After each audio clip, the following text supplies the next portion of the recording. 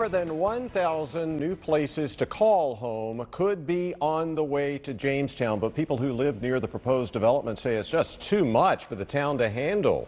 Good evening and welcome to the Fox 8 6 o'clock news. I'm Neil McNeil. And I'm Katie Nordine. Fox 8's Madison Forsey joins us live from the town council meeting where council members will consider rezoning more than 460 acres of land.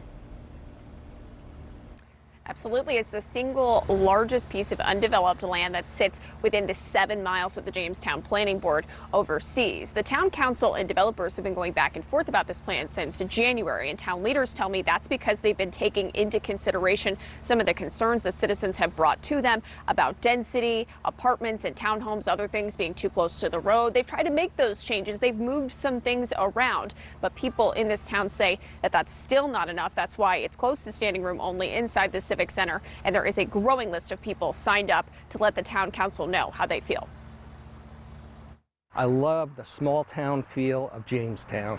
There's a charm to the tree-lined streets and quiet roads of Jamestown.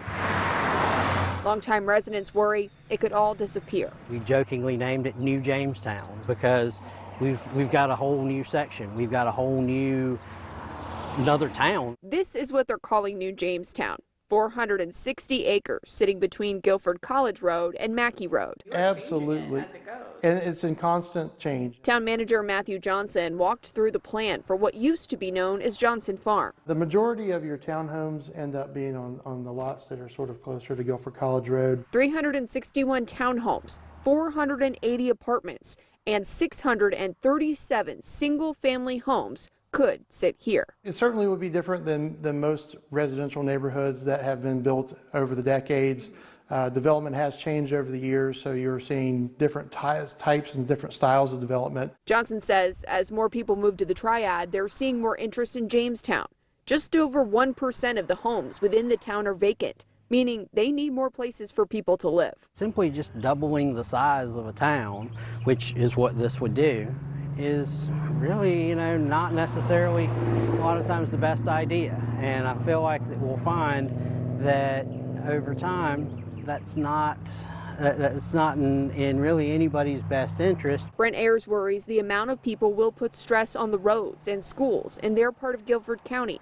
Neighbors know the land will be developed eventually. They say changes in the density of the development and adding more green space could ease the blow. Think more about your constituents, about the neighborhoods nearby. Think about what would enhance this town, not what could potentially destroy it. Again, that meeting is just getting started right now. There are still a few people trickling in to hear what the town council has to say.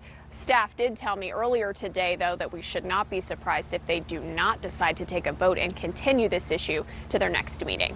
In Jamestown, Madison Forsey, Fox 8 News. All right.